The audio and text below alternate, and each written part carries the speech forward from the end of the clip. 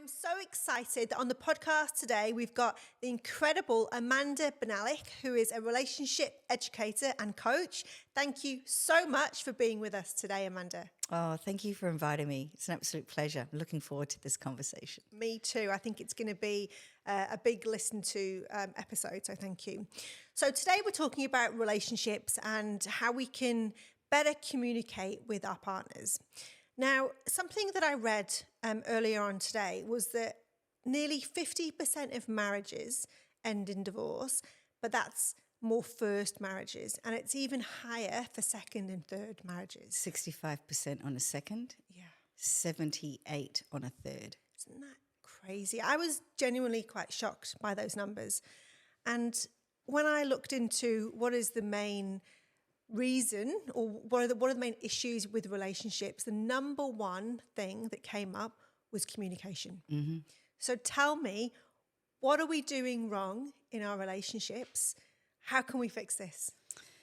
Well, essentially, it's a timeline as well. So things start becoming uncomfortable or obviously different in about the 7-year mark. Funny, huh? The 7-year itch. Yeah, I was going to say the 7-year itch. So we've passed through the limerence phase in our relationship. So limerence is essentially where all those love hormones cocktail is running through our body. So we're high essentially on love. Reality kicks in when we become more in the logistics of life when we're in a partner's type of relationship. So we've either become de facto or we've formalized it with marriage.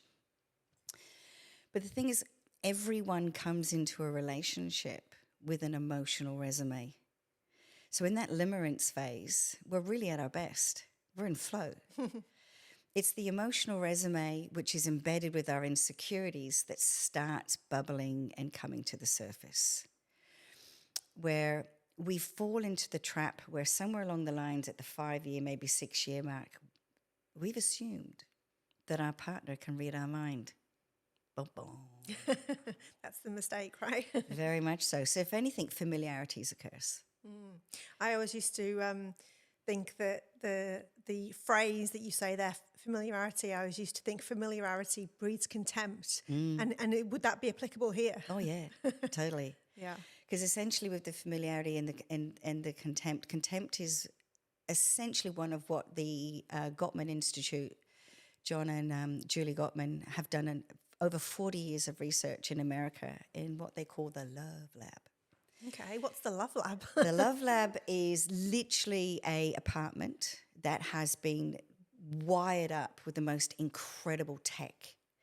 Cameras that are literally picking up all those micro movements in your expressions, heart monitors attached to you. And you are encouraged, you live there, you might be there for a day, maybe a couple of days. And they will ask of you to embark on a conversation, like say if there been a recent topic that's sensitive in you, we'd like you to talk about that. So what they're looking for is communication and relatable body language, as well as verbal language, how we're engaging. So contempt, they have discovered, is one of the 4 horsemen. And these are the markers of if a relationship's going to survive. They've got it down to an art now where they can predict the divorce rate of a couple up to 95% accuracy. You're joking. Yeah. So what is that red flag? So your red flags is criticism, defensiveness, contempt, and stonewalling. So those are the 4 markers that if these are evident, they're in your relationship and there is frequency, like they're part of your formula of which that you are engaging, you're not heading in a good direction. So if someone's listening to this and thinking, I'm in that situation, is that it? Is that over Red Rover, or is it reversible? Is it There are salvageable? antidotes for all that. Firstly, self-awareness, knowing that you're doing it and taking responsibility for yourself, because you can't change the other person, but you can change yourself. anyone can be the hero in their relationship by taking responsibility for changing the way that they are engaging, communicating. And in time, organically, the engagement coming back at you, the mirror now, is going to change as well. Yeah. So what happens with criticism, for example? It's so easy to criticize. It is so easy, right? I think that not just in relationships, but in life, like how many times do all of us watch TV or shows or people, and we're all criticizing and we're all being the judge. Oh yeah. And it's and I think it's a default, right, that a lot of humans default to. Yeah. Well, what's embedded in the criticism, or what you were just explaining then about the TV, the society, it's that constant comparison and that constant where you're right and they're wrong, because that's your judgment. So that's the lens of which that we look through is very unique as well. So it's like layer upon layer. So it's very much, it's an onion, and you need to peel off those layers. And the first stage to it is, like I mentioned, is you need to take stock of what you're doing. And it hurts because we don't like to admit when we've not been so pleasant, and that we actually are contributing in a not such a good way. And they're, well, oh my God, I've done this and I've said this. Oh my God, there's no wonder. Of course, I'm hurting them. No wonder they're responding the way they are to me, or reacting the way they are. How can I stop this? How can I peel back this and really understand what's going on for me? And that's because we don't talk well enough from our heart and what we need. We're staying on the surface too much, and as if it's a challenge to go vulnerable. As if they can't afford to give away too much because possibly they have low self-esteem, and you can't give away what you don't have. Yeah. So a lot of what we do in relationships is a reflection of our low self-esteem. These are the levels of our insecurities. Yeah. So if you're experiencing being criticized, what's your go-to reaction? What are you doing? What's happening inside you if you're the one receiving the criticism? Well, I suppose you go defense, don't you? Totally. Yeah. That is the most logical and organic and fair and reasonable thing to happen, because it's a perceived attack. Yeah. And so much so that it actually is attached to our reptilian brain. So people think that, that fight-flight response is about action, accidents, but it's not. It's happening 24/7 in our body, what we're perceiving as an attack, which we need to be alerting and responding to. So how we're feeling in a relationship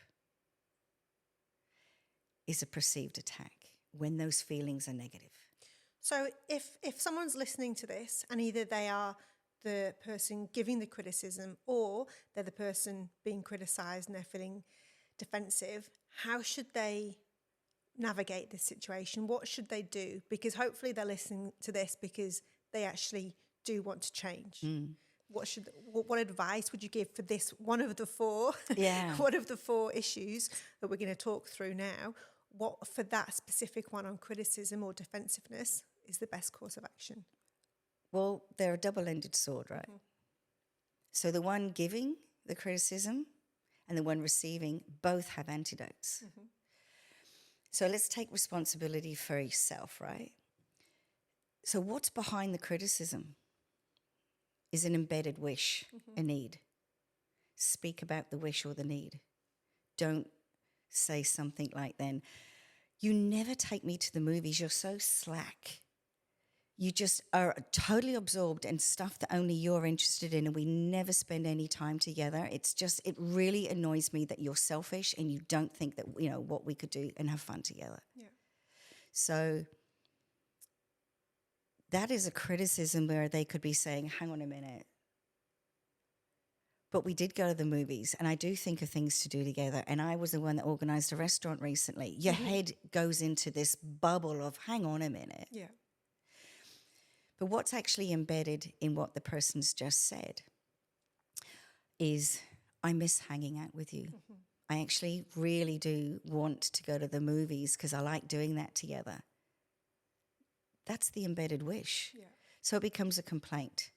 So your criticism, rather than being in a personal attack where you've layered in it potential words of always, you never, and there is some lazy, selfish. So that becomes a personal attack. There's a lot of negatives in there. Yeah. So you take out the absolutes. You take out any personal terminology for them. You park it. You don't go there. And it's now a complaint.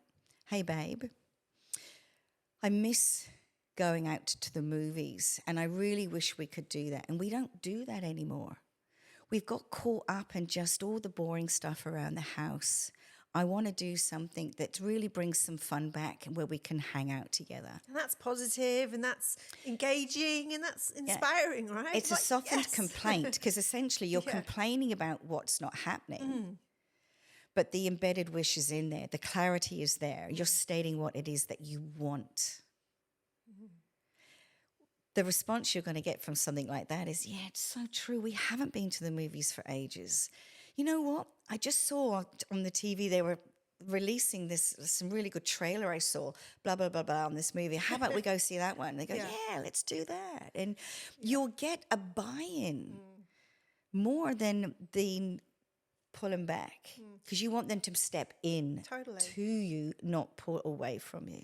So when you explain it like that, it seems complete common sense, maturity. It seems smart, really, to almost salesman-esque to go, the desired outcome is I want this. So rather than going in hard and heavy, I'm going to do it. I'm going to be smart about it.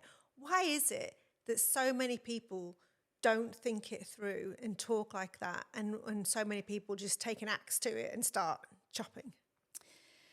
There's a bit of kitchen sinking going on where they've not potentially spoken up for a while, and there's a bit of stacking of sadness and letdowns and disappointments, unmet needs because of the lack of transparency and speaking from your heart. Because it is so easy to get lost in the logistics of life. Absolutely. So this essentially is the pathway. So you are in a beautiful relationship. You've bonded strongly. You've now even bonding on a much different level with children. But then children bring in all those new Extras. challenges to test you. Yeah. It's rewarding, but it's extremely challenging as well. And what you desire that's going to bring you closer, to some extent, there's now something between you. Yeah. And it's the children's needs come first. And there's also the bills have to be paid. There is the logistics of family who want a slice of your time. And you are now in a partnership that keeps you so busy talking about the surface stuff and who's going to do what and when and what needs to happen, that slowly but surely those intimate conversations and having fun together is slowly seeping away. Because the solidity of a relationship in the way it started is you were friends. And that is the essence and the richness of the bond of a relationship. Because so many people think that a relationship's about love. Yeah. Now, within love, love gets tested because love's conditional. And things happen and we can fall off our pedestal because we fell through on a promise or we didn't do what we said we were going to do at a particular time, and then the meaning that was put to it by the partner. So we've got stacking going on in different ways. Yeah. And when we're not having fun together anymore, we don't feel intrinsically that we matter because we're struggling to get their attention. Because there's also emotional bids are happening constantly. A simple request, and this is what I use on a common basis, a simple request is, hey, babe, can you put the garbage out? It's logistical, right? Yeah. But it's an emotional bid. The response that potentially can come back is, oh, look, I'll do it in a minute. I'm busy at the moment. And they go, okay, but please don't forget. But then they have to remind them. Hey, babe, remember you said you got to put the garbage out. It's getting late. You know, we're going to, you know, you don't want to leave it too late because we go to bed. I don't want you to forget. Yeah, sure. Okay, I'll get to it. You know, you get this. The partner senses the resistance in that. Yeah. But what's happening? The meaning what's stacked in behind the request is, I don't want to be the only one doing all the chores around the house. Yeah. And why do I have to remind you? Yeah. I've got to remind the kids to do stuff. No, I've got to remind you. So It's stacking. It's this emotional stacking. Yeah. So what's the solution to that? Because I'm sure people listening to this going, yes, that is my house. That's what happens to me. And a lot of people, that's just life, right? But it is emotional stacking 100%.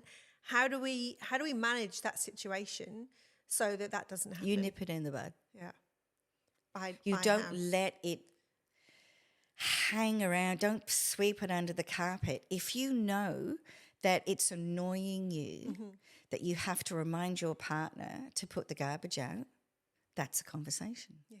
And you say it before it gets more charge. Yeah.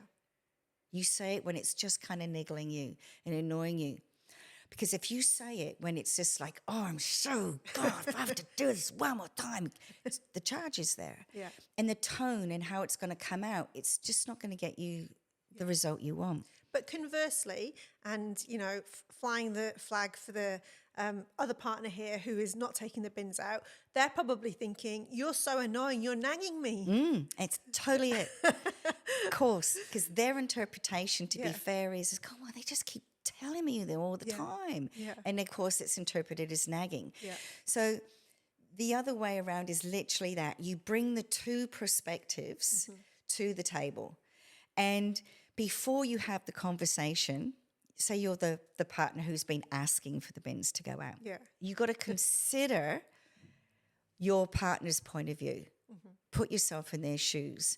And you think, well, I'm annoyed that I keep having to ask. So potentially, what could it be for him? And he goes, he must feel like I'm nagging him. And I don't want to be a nag. I don't want that to be the energy between my requests, is that he feels that I'm nagging him. Because I can see that was where I'd push back if that was me. So you have that perspective. You go, that's pretty fair enough, right? Yeah. And then what else is happening at the time? What is he actually involved doing that's taking his attention away from your request? Because men, they don't multitask. They may hear you, but it's semi-white noise. It's kind of like a bit of, yeah, bins, but yeah, later, nah, blah. It's not necessarily going in, to be fair, because there's a lot that's different going on in the man's brain that happens in the female's brain. That is, we know this factually from science. So if they happen to be doing work in the office on catch-up, where do you think their focus and attention is? Yeah. So it's like, oh, I'm asking him even at the wrong time. I'm not checking in even with my husband, like what's happening for him and what's distracting him from putting out the bins. I haven't considered that that's not a priority for him because he's just so involved in trying to do catch-up in the home office for work. Am I being realistic and fair and understanding? No. Yeah. So when you've kind of reviewed this, then you can start the conversation. You go, hey, babe, I just want to bring to your attention something that's kind of been annoying me. And I actually don't think it's a big enough deal, but I really want to talk about it now before it does. Yeah. And he goes, yeah, sure, what is it? And he goes, when I've been asking you to put out the bins and you be going, yeah, in a minute. When that happens, I actually get frustrated. And it kind of feels frustrating because I feel like I'm going to that place that I have to remind you to do something like I'm reminding the kids. And I want us to be on the same team. Because I feel that by me needing to remind you sometimes, remember, no absolutes here, right? Yeah. Reminding you sometimes to do some things that I fall into the trap of not being supported. I don't want to be the feeling I'm the only one doing the chores around the house. So I'm looking for some more support in that area. Does that make sense? And he goes, yeah, and I get it. And I said, and I don't want to be a nag either, babe. Yeah. And I can totally see how when I'm asking you and what you're saying is I don't want to come across as nagging you. So if we could work this out and work out how this we can be more in sync, that would be really great. So I guess my question is, that sounds amazing, right? And what I would love to know is that you obviously work with an awful lot of people and have helped thousands of people in relationships. Now, if you're a reasonable person and you're in a relationship where both parties are reasonable and they want the relationship to work, I can see that working. But what if one party is either going through something and someone says that to them, but they just don't care? So you've got one party who is, wanting to improve things and go, hey, let's chat. I'm not being absolute. Let's be reasonable. Let's chat. I want to feel supported. And it falls on deaf ears. Is there any tips? Is there a way back from that? Or is it not possible? Like what advice do you give people when someone tries that, but the other party is non-responsive? That's where you need to be really curious. Because again, we're not mind readers, right? And we don't necessarily know all that is going on in their world. Because we're forever changing and we're forever under the influence of external circumstances, pressures, stresses. So the interesting thing is that we need to be mindful not to bring our external stress from work into the family environment, but it happens. And it happens in a way that, we can't vent and take it out on anyone at work, but we can so easily vent and take it out on people that's in our home life. Yeah. And that is the most common thing that happens. So by being curious, I think is really the optimum thing, because we are all humans who make mistakes. And on another level, we're souls having a human experience. So what is going on for us is the important curiosity point to go towards.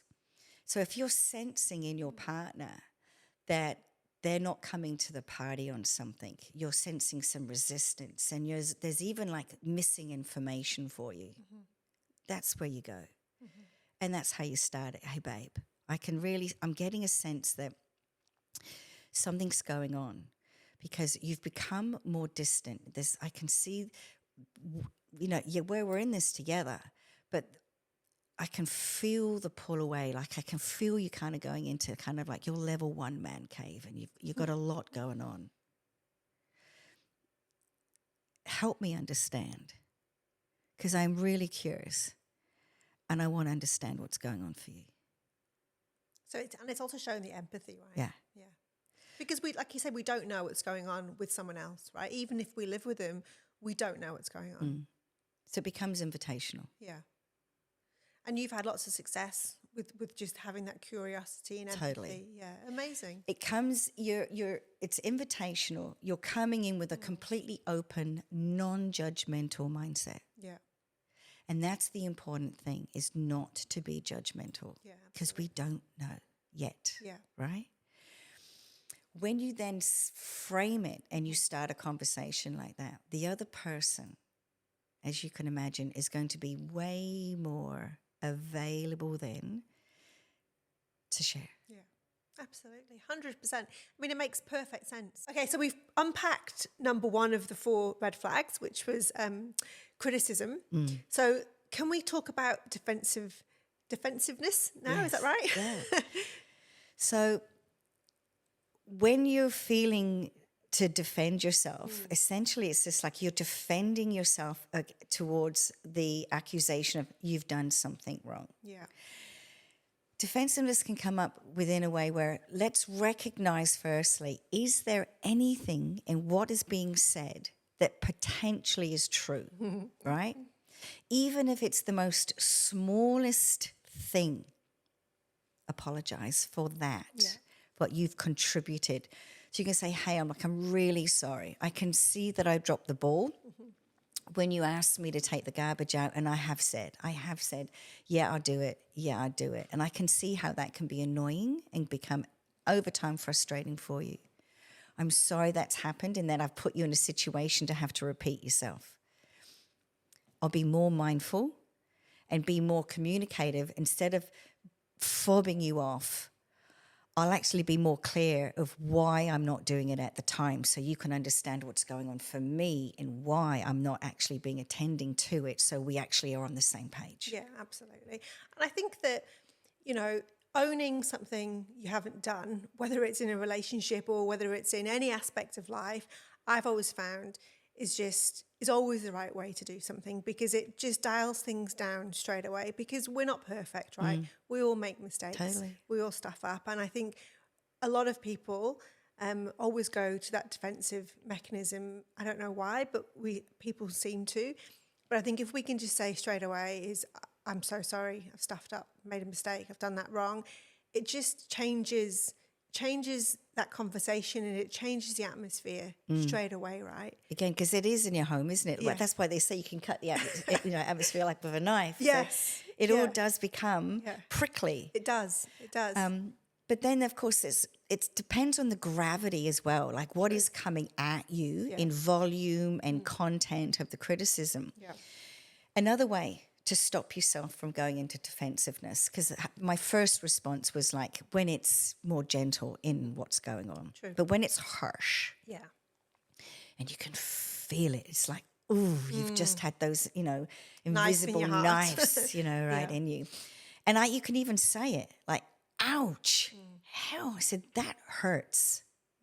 How you just said that to me then, that hurts. I can understand you're upset. Clearly, what is going on is important to you.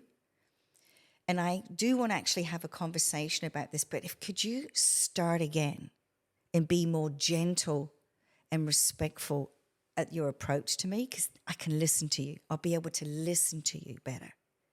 Can you start over?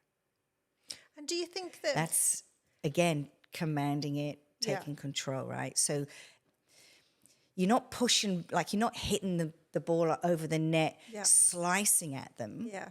You're owning how you're feeling, but you're also wanting to, I want to have this conversation, and you're giving that person on the other side of the net there a fresh start to try again. But can I ask as well, is that if someone has said something so vicious and hurtful, and, presuming they've said that to be vicious and hurtful as well, is it an option also to say, let's revisit this conversation when you've calmed down? Or is it best to say, like you say, ouch, can we start that again? I'd go the ouch. Yeah, okay. Because what can happen is if you've got that amount of energy coming at you being gnarly, saying, putting their hand up and saying, stop, can we start this, do this again later? Yeah. The interpretation for the person who's right there in the moment is you've just palmed them off. Yeah, right. So you've added fuel to the fire instead. Because they're like ready for it. Ready for the fight. I'm in there, baby.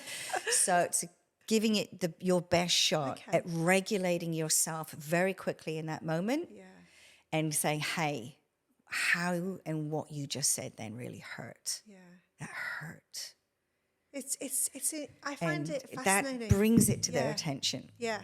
To slow down and question themselves internally, because our mind works really fast. Yeah. Do I really want to hurt him? Because the reality of it is that hurt people hurt people. Yeah. So my instant awareness is if someone is coming at me like that, they are hurting. There's fuel in there and they're hurting. So they're pushing out. Yeah.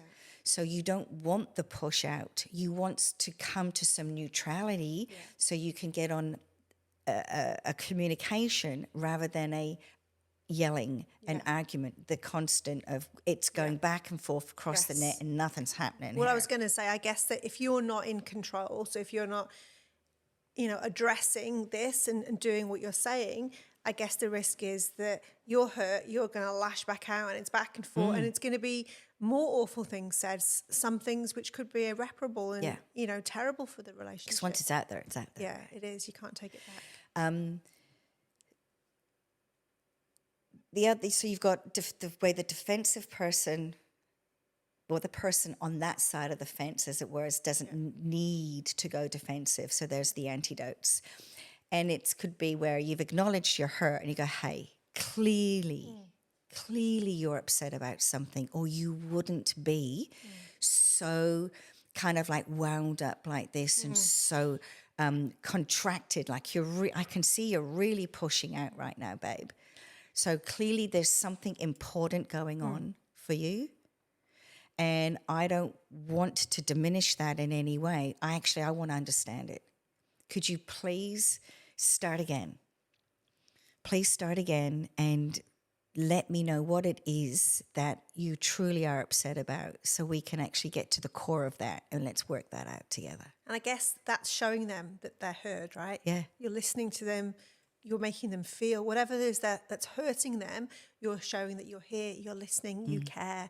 Because as you said, if someone's hurting out or punching out, emotionally so much, there's something wrong inside for them to be able to do that. Yeah. And they need probably love and to be heard, and then they're trying to communicate, right? Albeit badly, but they're trying to communicate in some way, shape or form. I would say in these moments, it's our insecurities which are running the show. Yeah. And we've become the child in an adult body, spitting the dummy, seeking a need to be met in some way, that unspoken need that you're possibly challenged to articulate and get to the source of. Yeah. However, it exists. Yeah. It's there and it counts. Yeah, 100%. So that's number 2. So number 3 was contempt. What about, talk to us about contempt. So contempt exists on 2 levels. Contempt is a learned behavior, for a start. Okay. And it also manifests and comes about when you've lost respect and admiration and fondness towards somebody. That's sad. Yeah. So you've become the person that your go-to point of view is the negative aspects of them, and you no longer value or can see the positive. So you've reached the bottom. Can you climb back up? Definitely. How do we do that? You literally need to delve into your reservoir of history and remind yourself why you fell in love with them in the first place. And those quirks that they have that now annoy you so badly were once endearing. I love it. And actually get back to nurturing and developing the friendship component of your relationship again. Yeah. You need to be focusing on what characteristics do I admire about my partner and voice them.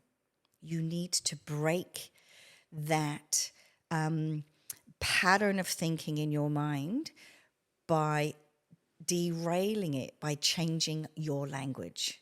You have to be very conscious of changing your language. With saying, I admire, well, instead of rolling your eyes, because your language begins in your head first, then it comes off the tongue. What are you telling yourself? And if you've told yourself is, oh my God, there's such an idiot, they never get it right. There's an absolute in there, and you've possibly rolled your eyes. Yeah, right. And you've possibly even lifted your chin and had a bit of a subtle, heavy outside. This body language, all that, you're conveying contempt. When someone feels that, they go somewhere themselves, and it's actually where they go is down. It's diminishing. It's degrading, demoralizing, because the person who's serving out the contempt thinks they're better than them. And I'm guessing that feeling of contempt radiates so the other person feels it subconsciously, right? Or they feel it consciously. Contempt is delivered from I'm a better than you angle. Yeah. And you need this, the checking in with yourself is that you make mistakes as well. There's no such thing as perfection. You've got your stuff and they, put up with it as well. Let's just, where can you come up with some slack now? Why is that now annoying you? Why? Because it's your stuff, not them. Why is that now annoying me? And go there. Well, it's because they've been doing it for a really long time. Oh my God, they don't know that they've been doing it for a long time because I haven't even brought it to their attention. I haven't even said anything. So you're now coming from where you've set your partner up for failure because you never said anything in the first place. So this, a reoccurring theme throughout this conversation is really about the lack of communication or conversation that is or isn't happening around relationships. And would you say that, is it something that we should be, saying, hey, let's have a weekly chat, or is it something we should be having a nightly chat? Or is it should be an organic, just regular discussion? Because I guess that because so many people live exceptionally busy lives, and especially if you're bringing kids into it, and you mentioned earlier that 5 to 7 year mark is the mark where things kind of start to change. And as you get older in your relationship and you have kids and you've got life and all these things and work going on, time is lessened, right? So is there a scheduled conversation that should go in, or is it something that we should be doing just as part of daily life? What advice do you give your patients? Daily is asking too much because, as you say, you've got stuff going on, but it is in the daily engagements where things are going wrong. I highly recommend that couples have what we call a weekly check-in. You each take turns where you hold space for them to blah, whatever it is.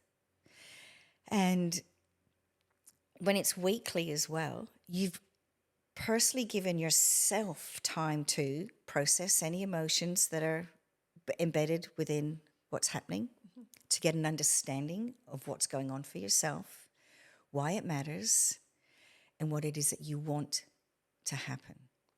Because the thing is, it's best to say what it is that you want than not what you don't want.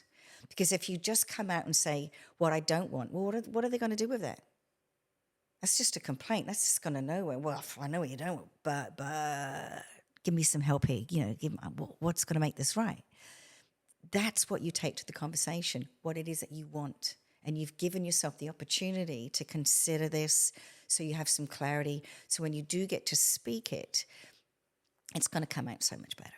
So when you say a weekly check-in, well, each one gets the opportunity, is that one person downloads what they want once a week, and then the next week the next person does? No, or do you together, both? So it's like, I'm going to have 20 minutes telling you, or, downloading what I would like, and then the other person does. So it's kind of like it's two-way. Hey, let's have a chat. Yeah. So it needs to be two-way because if there's something that happened that week and it involved both of you, there's two perspectives to that situation. You've processed your perspective. Yeah. However, your partner may not have done any processing, but you've now taken an opportunity that within your routine, you have a respectful check-in, you have a weekly meeting where after dinner and the kids are now distracted and they're watching movies or whatever, or hiding in their bedrooms as they do so well. We wish. You've now are having your conversation. Yeah. And whoever has the issue is the one that starts the conversation. Who the other is the one that actually wants to resolve, wants to bring it to the table. They need to be the one to instigate the conversation. And you do it in a softened way, where I've been really thinking about that argument that we had over blah, blah, blah on Tuesday. And I actually do realize, you said at the time, wow, you're making it such a big deal. And you're kind of right. I do recognize I overreacted at the time. And I was thinking about why I was overreacting. Why? And it's just like, because the meaning I put to that was that it was important to me and I really wanted to get it done right. And I really didn't want us to labor over it, like whatever the topic is. Like, you bring it to light why you were upset. Yeah. What was really behind it. Because it's never just the surface. There's always something Something else next going layer. on. Oh, there's always something else going on. Why there was an emotional charge in it. Yeah. Because if it's just logistics logic, there's no emotion involved. It Yeah. is what it is. Yeah. Whenever there is emotion involved, that's important because that's something going on for you. We're complex beasts, aren't we? Because when it comes to in our relationships, they go, oh my God, he pushes my buttons and, you know, he knows what annoys me and he does it. But the thing is, we come with all those emotions. We come pre-packed, packaged up with all those emotions and all those different layers of what it means. It just happens to the right moment that's familiar enough and boom, out it comes. Yeah. So we need to take responsibility for those emotions and actually understand where it's coming from, and within that vulnerability, explain ourselves to our partners and they get to understand us more. Yeah. What we're actually doing in these opportunities is actually creating emotional intimacy and connecting at a much deeper level. Yeah. We are building our knowledge of each other's internal worlds, and that can only be a good thing. Yeah, absolutely. Now, the last red flag that you mentioned was stonewalling. Yeah. Talk to us about that. Stonewalling is actually a physiological flooding. Okay. It is serious. When someone is experiencing a lot of stress in a relationship and where they are challenged in arguments, and so what is happening is that they're experiencing brain fog, their heart rate goes up, cortisol's going through their body. These are symptoms. You may have all of them or you may have a few of them. Clammy hands, contraction in the chest, tightening in the throat, headache in the front of the head, all of a sudden a tightening in the back of the neck. You're foggy-headed. You can't think rationally. That happens in overwhelm in an argument. Really common. Mm-hmm. I can't stress how common this is. Mm-hmm. So if you're in a relationship and you witness your partner withdrawing and they start going, oh, look, I can't talk about this right now. Oh, what you're saying doesn't make sense. And they're pulling away and they're just wanting to shut the conversation down. They're in a serious situation. If they do not take stock of what is happening in their body and self-soothe, their health will deteriorate and their lifespan will be shortened. That's how serious that condition is in the body. Wow, my goodness. So they know statistically, scientifically, people who experience psychological diffuse flooding in the body on a regular basis, so if they're in a volatile stress relationship, it will affect their health on a dramatic level. Dramatic. So what you're saying, so you're so stressed because of the You're argument. constantly in fight, flight, constantly in those states. And it's very unhealthy for the body. It's not sustainable. So you're so stressed in that row or disagreement. And they can't talk about it, so they can't unpack it. They literally can't. So the other person is like, oh, you just don't care. You just don't want to talk about this because it doesn't matter to you. So they'll be throwing all these things at this person who's trying to withdraw. But I recognize it. They literally are not capable of continuing that conversation / argument because of what's happening to them in their brain and in their body. They literally can't. So we call it taking a time out. That's how you deal with this. So the person who's experiencing it needs to call it as well. And like, hey, babe, I'm flooding right now. And I can't continue this conversation because I'm struggling actually keeping my thoughts together and my heart rate, whatever their symptoms are. And I do want to finish this conversation because it's important. We need to resolve this clearly. But right now, I can't. I need to take a time out. So the person on the receiving end of that needs to respect that request. Yeah. So you agree. You go, okay, babe, thanks. So let's literally take a time out, even if it's sign language, like in that moment, you know, like whatever needs to come up first, to call it 20 minutes is about the average. If you need an hour, if you say you need the next, you know, a day, no more than a day. Because all of that pent up Yeah. stress is doing so much negativity to our body. Because you're not thinking well, and you're actually, the physiology in the body is quite harmful. So the timeout can be, say, 20 minutes. I need to take a timeout to calm down. And that's literally what you're having to do. Calm down. So two questions. If you're the person who it's not happening to, so you're witnessing it, and what should you do? Because if you're the other person and the other person hasn't said I need time out because maybe they don't recognize it and they don't understand it, what should you do as the person who's witnessing that they're having this flooding? What should they do?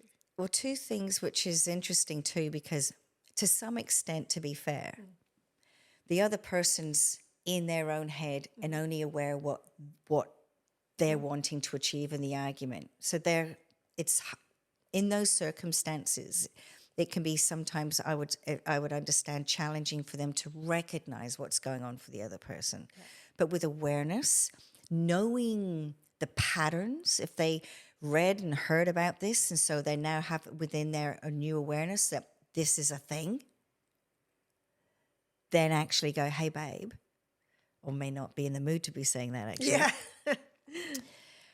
I'm noticing that you're actually challenged with engaging and what we're saying right now. Are you have any symptoms in your body? Are you feeling tight in your chest or struggling with your thoughts in your head right now? Is your heart racing by chance? Just curious. Yeah. And they go, yeah, I am. How did you know? Because I've read about this. I heard about this. I said, I think you're flooding.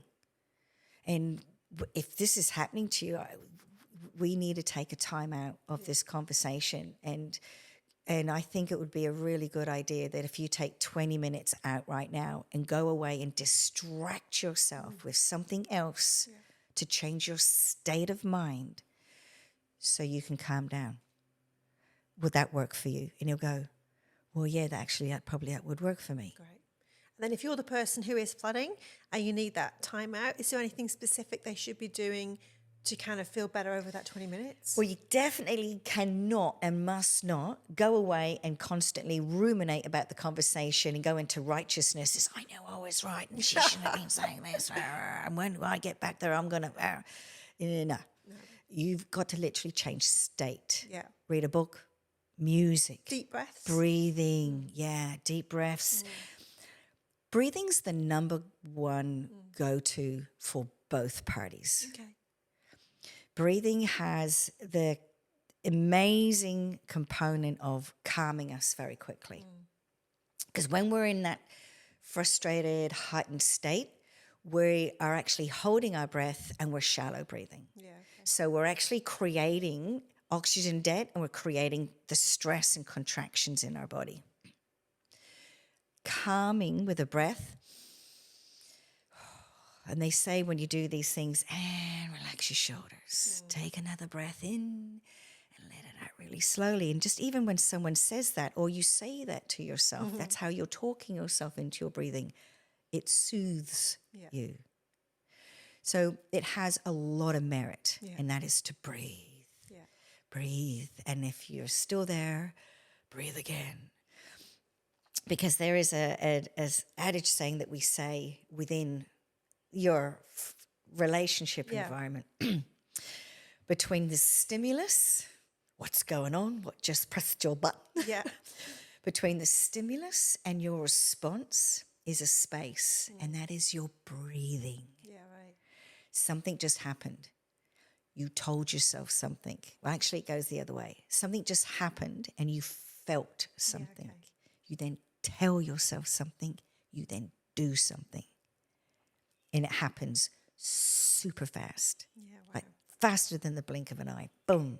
And Yeah. you're out like those gates. If you feel it like, boom, you've been triggered, like the stimulus, breathe.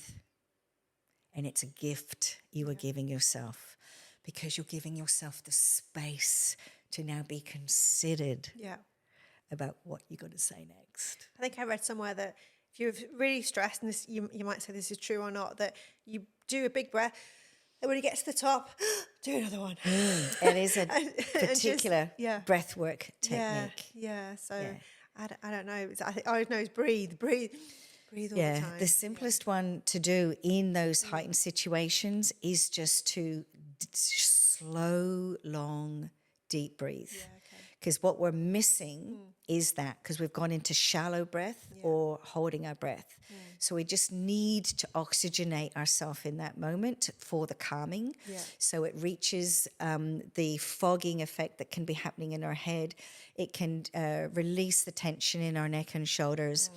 It will then also start connecting and our vagal nerve, our nervous system will start regulating. Yeah, wow. Fascinating.